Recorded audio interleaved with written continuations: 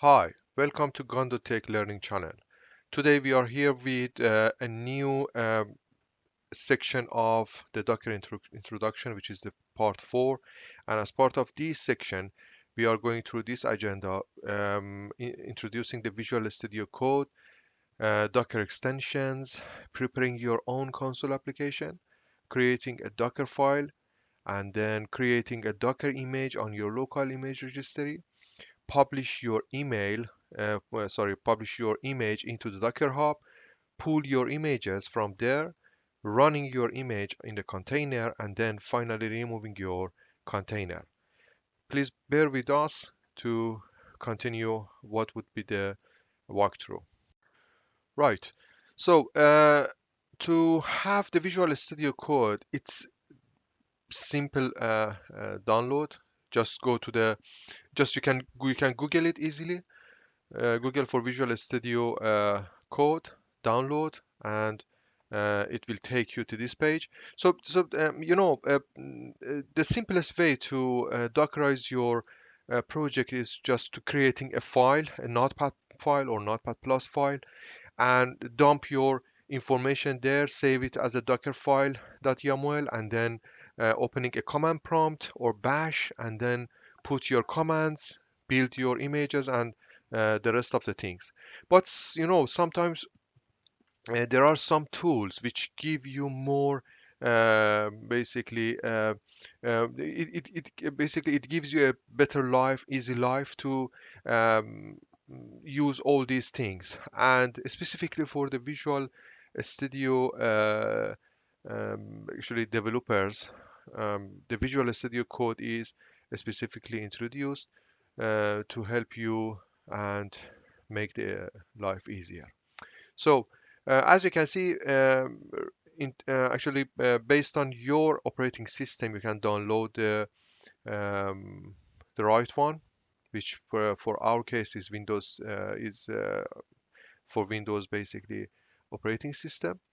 So I'm not going to download it because I already downloaded the Visual Studio Code here. Oh, sorry, the Visual Studio Code here, and you can just open up your folder, which is your project folder, and then start working with that one.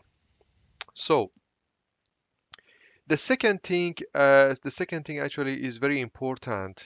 Once you have the Visual Studio code in your machine, is basically to actually installing the required extensions which is really helpful for you. So some of them which we basically which we could use it here to make everything in the Visual Studio code and make everything easy is having like the Docker extension. We can install it here easily, and remote WSL, which is giving you the ability of using the Linux commands. And for now, what else?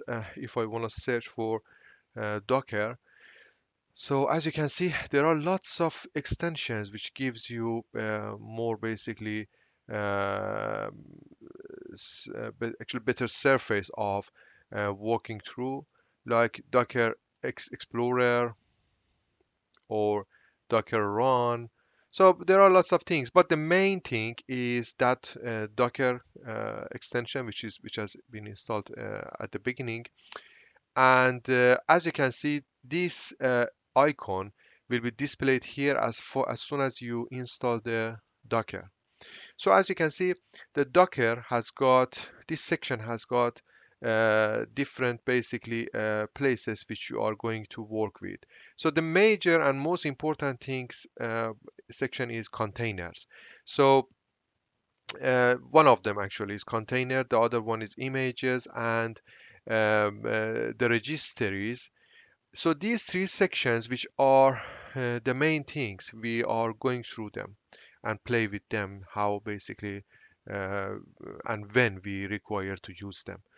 So the registry one actually is, it could be easily connected to your remote registry to have your images and tags here, and whenever you want, you can just easily install it from here.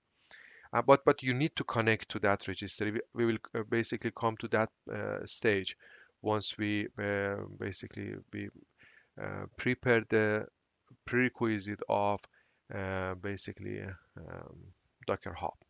So you can easily just connect it via here. So I'm not gonna through that for now. The second thing is the images. So whenever you create or build your image, it will be added here. So you will have it here with all the tags, and then easily you can basically spin it up. And whenever you spin it up, you should be able to see it here. Either it's stopped or it's executed. So let's keep the Visual Studio Code aside for now and go back to the next important part of the Dockerization, which is Docker Hub. So in Docker Hub, so this is the remote registry.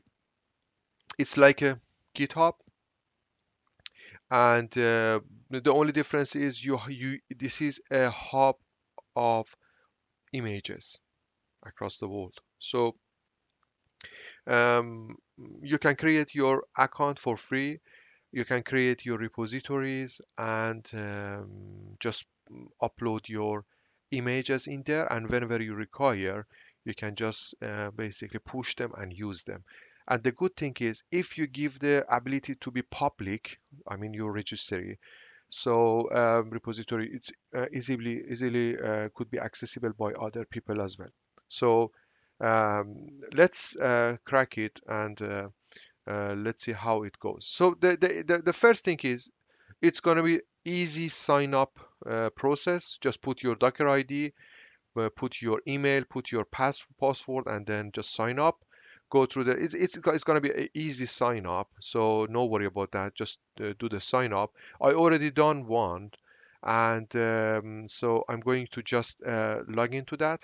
So your next step would be just signing to your Docker Hub. So actually, I've got my account. I'm just going there, and yes, awesome.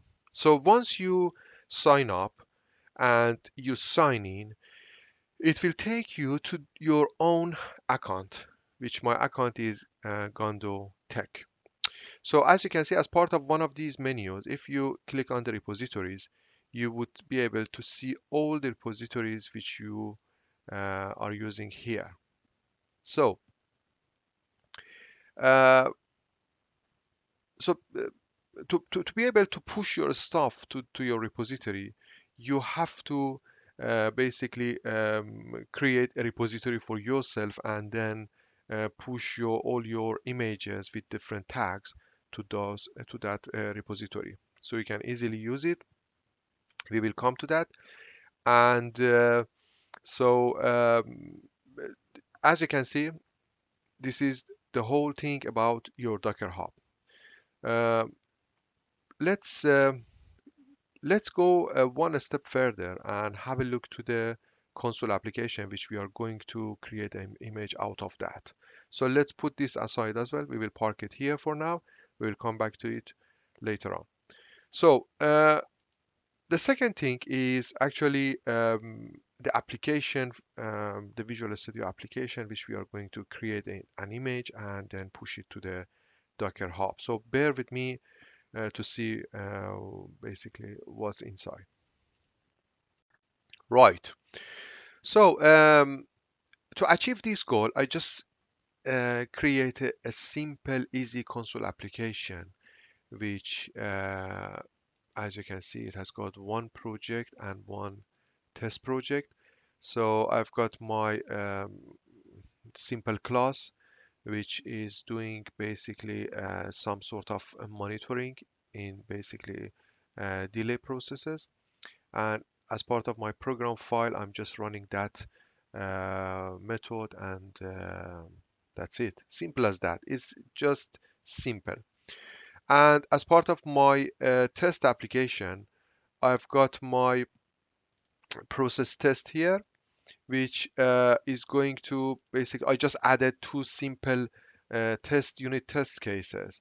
to just see, oh, okay, these are basically my unit tests, and as part of my Docker file, they are going to be built or they are going to be failed. So this is how exactly it's happening to make sure every aspect of your project is working and you don't have any issue once you are building your image. So if I want to give you a walkthrough what's this application and what it does, it's just a simple console application, which is, as you can see, once you run it, is every 5 seconds, it's just displaying a messages. That's it, simple as that. That's it.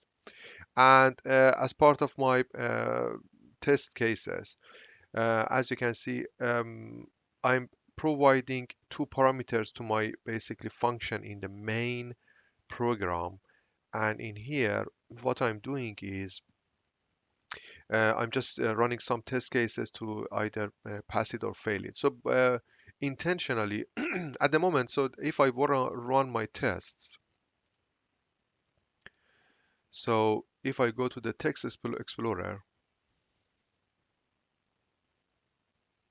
as part of my basically tests, everything is passing, so there is no issue with them. I intentionally make one of them failed because I want to give you how it's going to be failed once we running our Docker file to build our image, and how it's basically the build is failing and doesn't allow you to move forward and creating an image from the faulty application. So let's keep it simple and just have it like this. So this is the application which I am going to create an image. So to keep it simple, I'm just going to create my repository. So if I want to go back to my Docker Hub and create my repository here, so the account is Gando Tech. I would put my repository here. You can put any description if as you wish, and then I would put my repository private because it's just example. I don't want to put any basically uh, any specific things. So um, right, just going to put um, okay. So it's just asking me to use the lower cases for my repository name, and that's it. So bingo, our repository is ready. So bear in your mind everything uh, in terms of the Docker Hub, it should be in lower cases.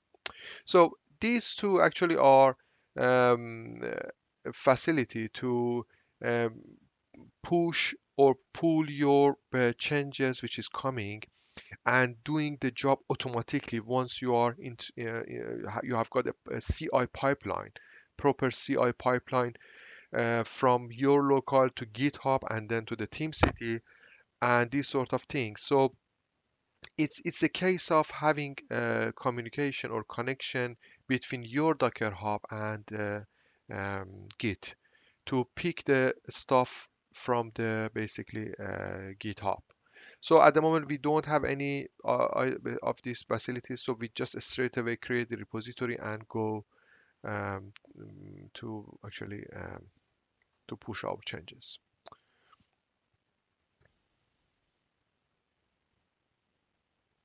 So bingo, as you can see, my repository now has been created.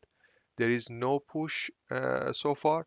And the good thing in the Docker Hub is always it will give you a hint how basically to use the command. So easily, if you want to push anything to this repository, you just need to use this command in your um, um, command prompt easily, just using the account and then the repository, and then if you want to specify any tag names, you just put the colon and the tag name. That's it, simple as that. And before going out of this Docker Hub, there is an item here which gives you that ability to remove your repository. So it's the same as GitHub, so you can remove your repository forever you have got the repository, you have used it, and after some time you want to deprecate it, and just easily you can remove it from your account. Simple as that. So our Docker Hub is ready. Okay, let's go back to the Visual Studio Code. I've got the Docker extension here, and I've got my remote registry available. So I need to connect it. Just need to basically click on this and then choose my remote registry, which is, for example, mine is Docker Hub. So in here, you need to put your Docker ID. If you remember, once you sign up, you created a Docker ID and password. So you just need to use it here. So let's put the Docker ID, enter, and then your password, and then enter. Simple as that. So let's see if it's connected to the Docker Hub. Bingo. So we have our account as part of the registries here. So this is my account, and as you can see, this is my repository, which I already created. Awesome. So now uh, the Visual Studio Code is almost ready. Let's go to the uh, project which we already created and see how basically um, how basically to see how this basically project uh, is going to be used in the Visual Studio Code. So, as I said, we have got the main application. I've got the test project. So this is what we are going to push as an image into the Docker Hub. So now uh, the next step is opening my um, project inside the Visual Studio Code in order to create my Docker file and start adding my stuff into the Docker file. So the simplest way is just going to the folder and to the pod which we are interested to go through, and uh, opening our folder here. Wow. So as you can see, uh, I've got my folder here. So the main thing is I've got my solution, I've got my main folder, and also I've got my test folders. Test project, main project, and then the solution. Right. So also the other thing you can do is creating a terminal to just easily put your codes as you wish. Simple as that. Put your stuff here and just run it. So I've got a bash, so you can easily create it and use it accordingly. Simple as that. So now what I'm interested is as part of this basically project, I'm going to create my Docker file dot YAML. As soon as you put the file name, automatically the Visual Studio Code will understand, oh, that's the Docker file, and as you can see, it will add the icon, the Docker icon here. So just bear in your mind, that's very important. By default, once you're using the commands here, it will understand the Docker file with capital D. So it's exactly the default name of the Docker file once you are creating it. So now what we are going to do, we are going to create required information here to actually to write down the Docker file. So to just saving the time, I've created all the stuff here. I'm just gonna add them here to just give you basically how what is required to be added here.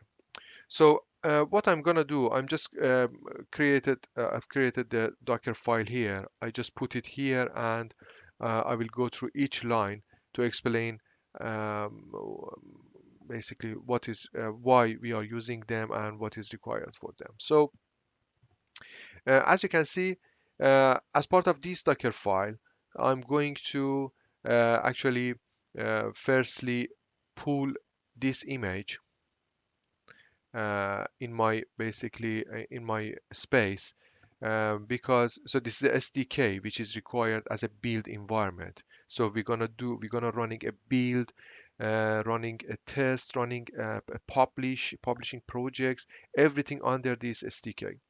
So um, so we are pulling that at the beginning, and then we have a basically main part which is using basically as an app. So the work dir, it will take us to this application, to this basically folder, and then it's going to be a root folder.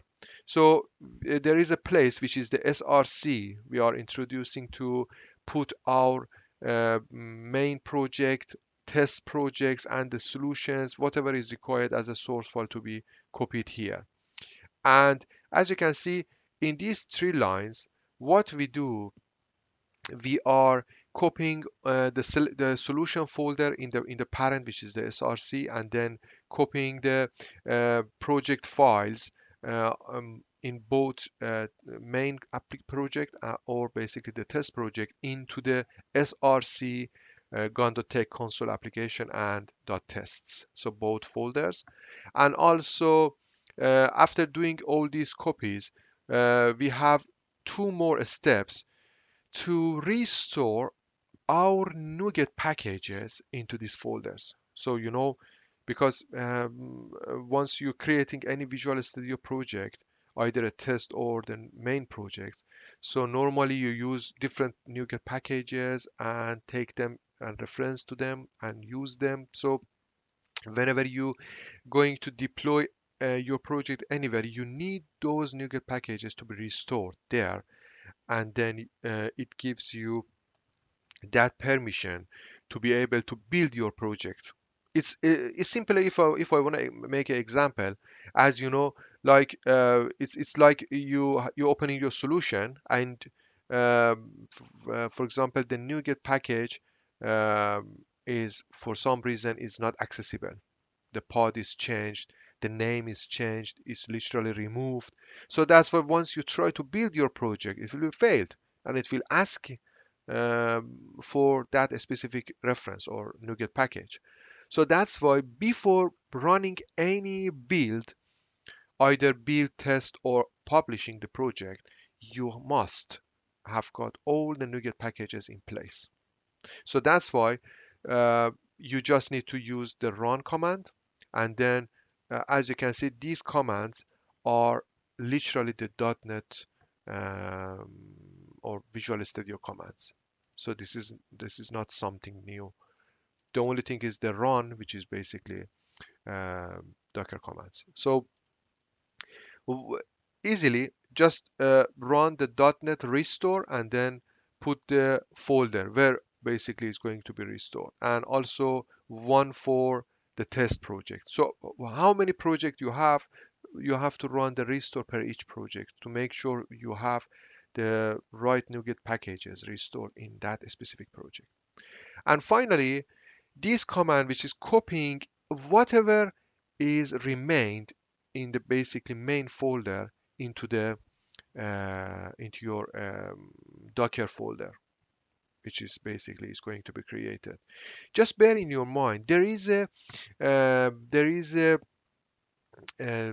Docker basically ignore file, like definitely you know about the Git ignored files. So in the Docker ignore file, also you introduce some unnecessary files which are not required to be added to this folder. So that's why if you have this file in place, so this copy is not taking everything. It will basically pick the files according to that specific pattern inside the Git, inside the Docker ignore. And then now basically we need to basically take the process into this src folder, and then we have three steps because we have got a main project, test project, and publishing the project. If, for example, you don't have any unit testing, you can remove this command easily. So by putting a hash at the end. So, and just basically go through. Other than that, you need to have basically a .NET build, and all the modes must be on the release because you are releasing your project, and this is very important. And also, you can, if you want to specify each basically um, build files going to which path, you just need to output basically the new path where it goes. So simple as that, easy. So you want to put the build files which is being generated by build .NET build, go to this folder for test for files, the same, and the publish also the same. So up to here, the line 25 is preparing basically the project for the next step, which is going to create the image. So bear with me for the next step, which is very exciting. Right. So the next step and last piece of the puzzle is to make your dockerize your project or creating an image from your project.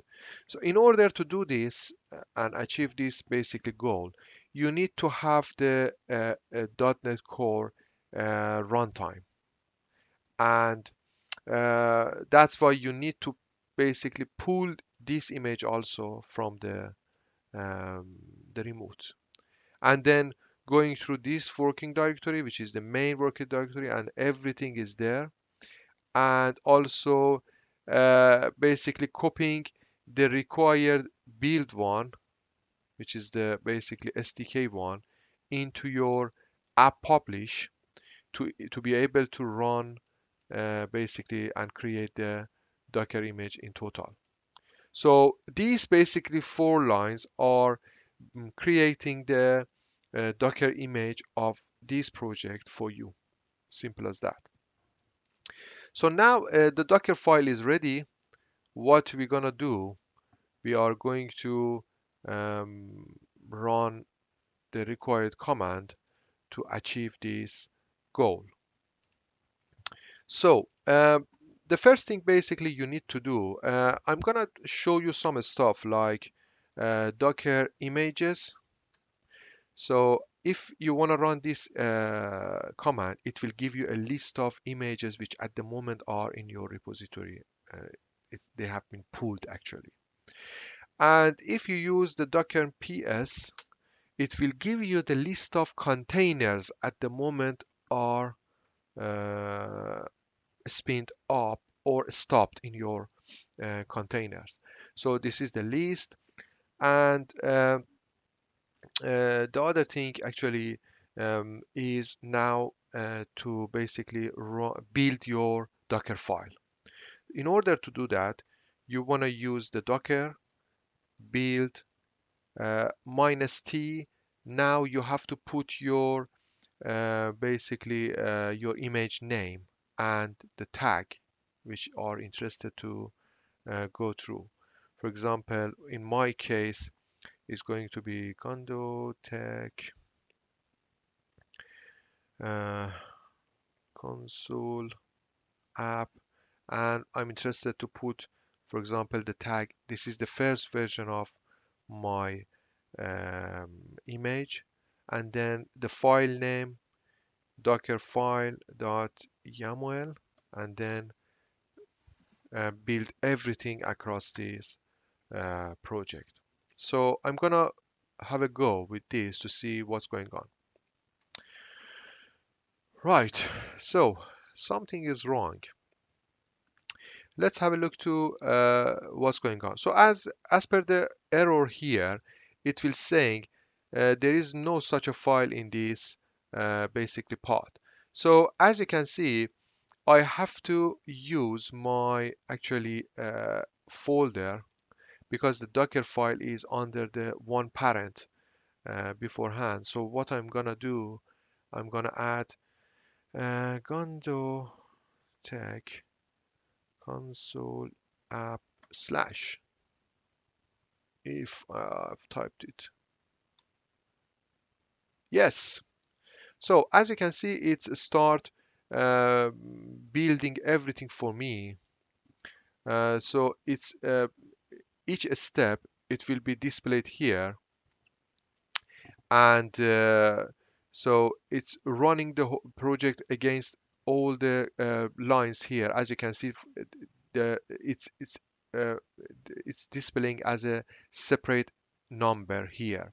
So each line in here would be the step here. Like step one, it was pulling the .NET basically core SDK for me, and then in the third second step is going through that working directory, and then inside the src, and then copy the solution file, and taking all the project CS project file into the relevant folders, and then restoring the NuGet packages or references into the per each application. So the first for main application has been restored, which there wasn't not much, there wasn't any package there.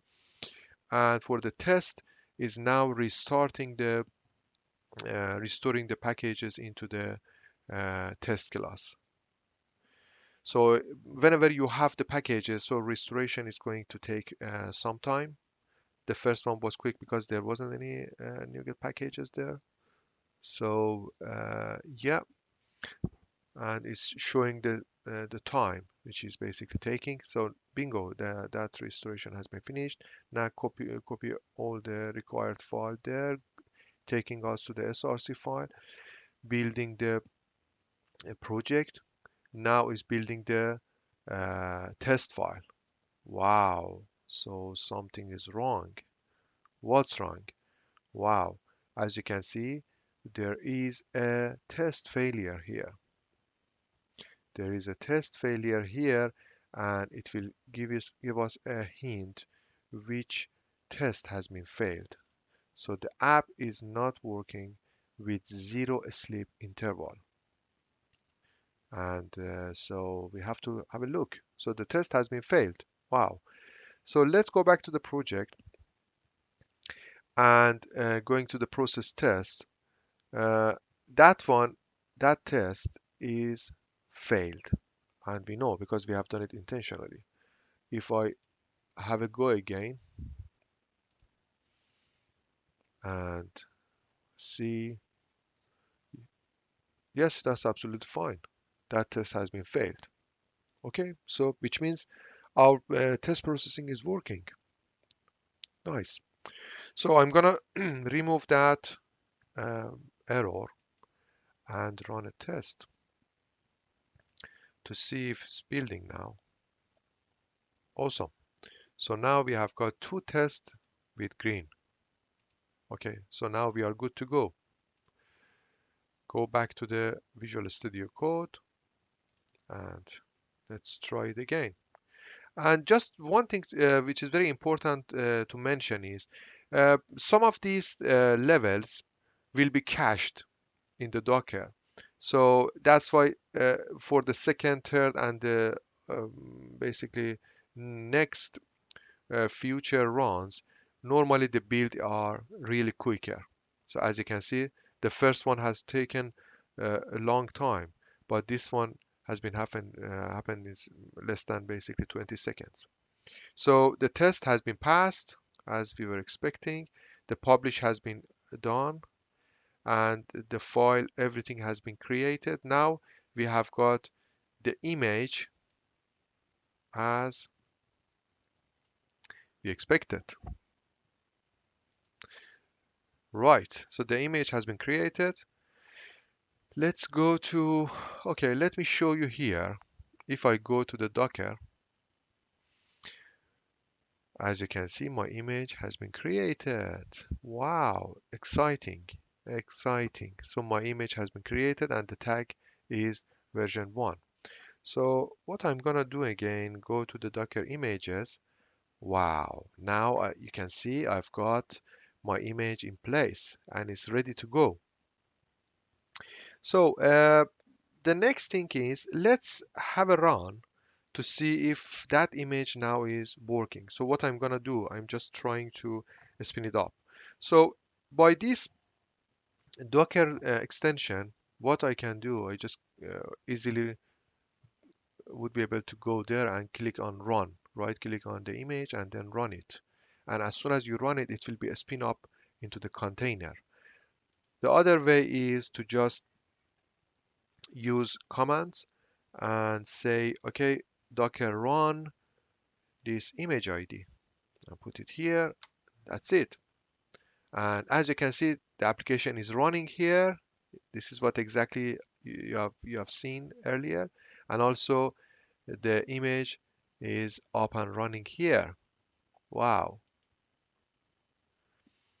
And you can stop it from here. You can restart it or you can literally remove it. So as you can see, the application is at the moment working. What I'm going to do, I'm just going to stop the application. That's it. The application is stopped now, so it's not gonna continue the job. So it's basically proof us uh, the image is fine, corrected, everything is working on my local. So the next step is now to pushing my event, my image to the repository. So let me have a look to the Docker PS. Oh, so the Docker is stopped. That's why it's not displaying here. So that's the reason. No worry about that. Okay, so I'm gonna push my stuff to the Docker Hub now. So Docker push Gando tech. So this is exactly what we had here. If you remember in my general, that was the command. Let me just use it. Oops, sorry. I have to put the tag name here. The tag name which I'm using is this one. So what I'm saying is, okay, Docker, push my image, which is this one, into this account and this repository, which is my Docker Hub account. So let's see what's happening. Okay, what it says is, says the Docker Hub. Okay, let's push this one. Yes. Okay, so it says it's access denied. Let's see what's going on. Right. So as you can see, it's just asking, okay, that image it doesn't exist in this basically local. So let's go and have a look what's going on. Docker images. So it does make sense because as you can see, we have got this image at the moment on our Docker on our registry. But what we are going to push is this one. So it's part of this pod and then this one. So what we need to do, we have to uh, build our image under exactly this name, which is match with our remote Docker Hub account repository. So what I'm gonna do is I'm gonna use -t Gando tech console app, uh, and I have to use my account as well. That's it. And put my version -f dockerfile dot yaml dot. So now what it's going to do, it will create an image under this account for us, but on the local. Again, same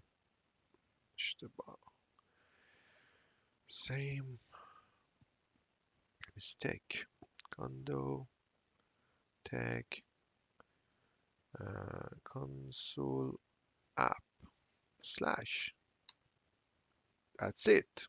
The image has been created. Now have a look to the images list.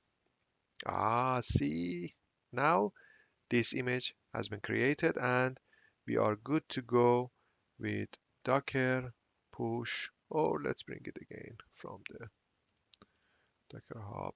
I'm a bit lazy. Just put it here. Again, 000, and that's it.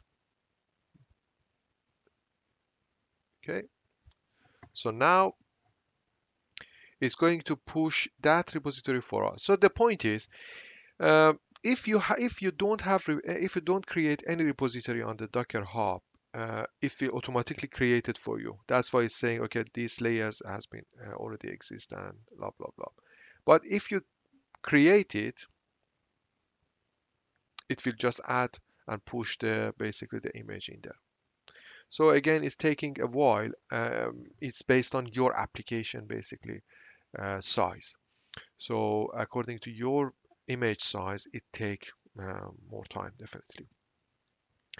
So now this process is happening and basically pushing the stuff into the Docker Hub and make everything ready for us to basically having our image remotely. So um, it's not depend on your local anymore. So now done. It's pushed to the Docker Hub. So if I refresh my, okay, as you can see, the image is already there on local. If I do refresh, let's see if it's now online. That's it.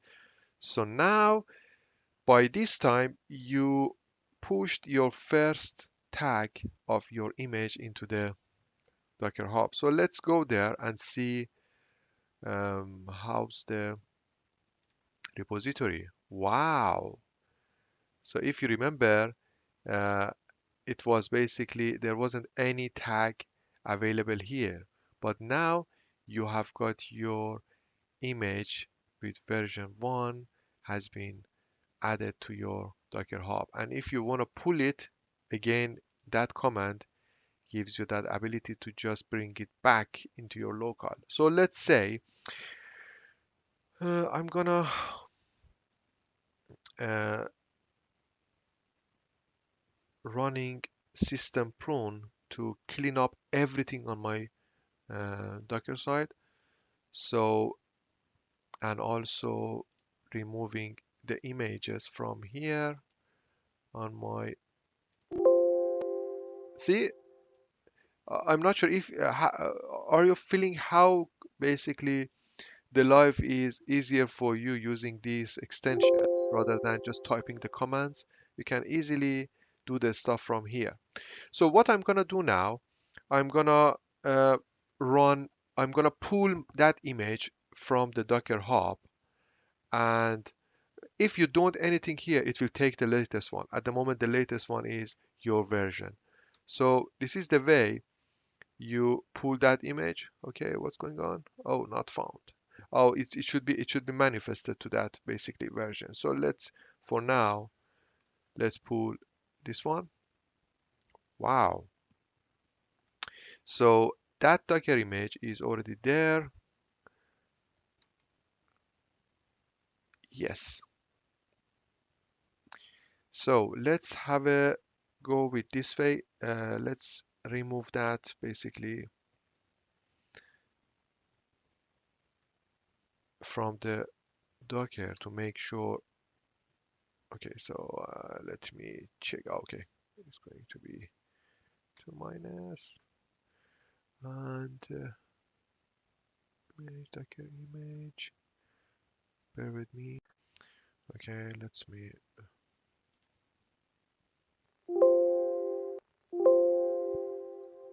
take this image. Um, Docker image, remove this image ID for us and force it for if it didn't run. So now we remove that Docker image from our list. So it's clean now. What I'm gonna do, I'm just going to pull it again. Okay, Docker images.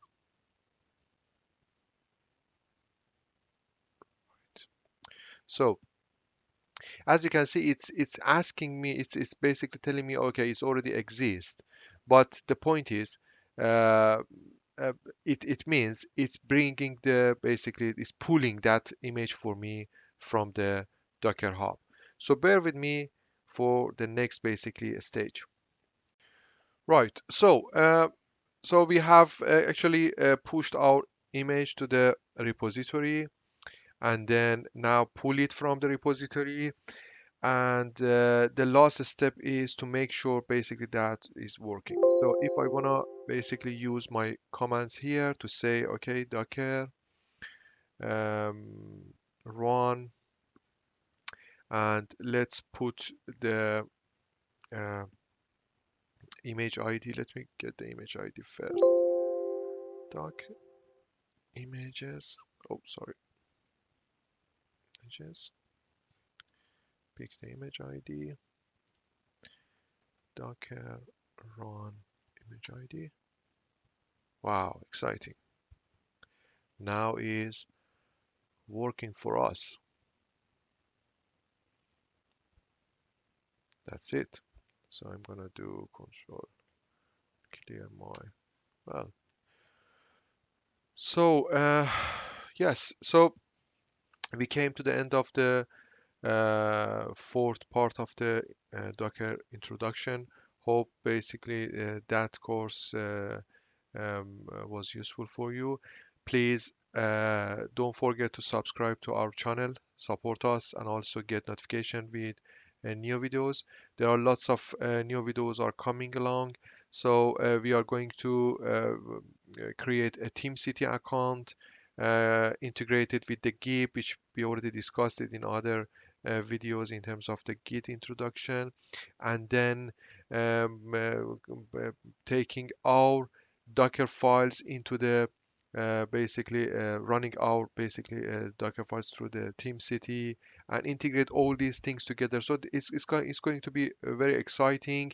Bear with us and keep monitoring the channel to see the new videos coming through. Thank you very much for watching.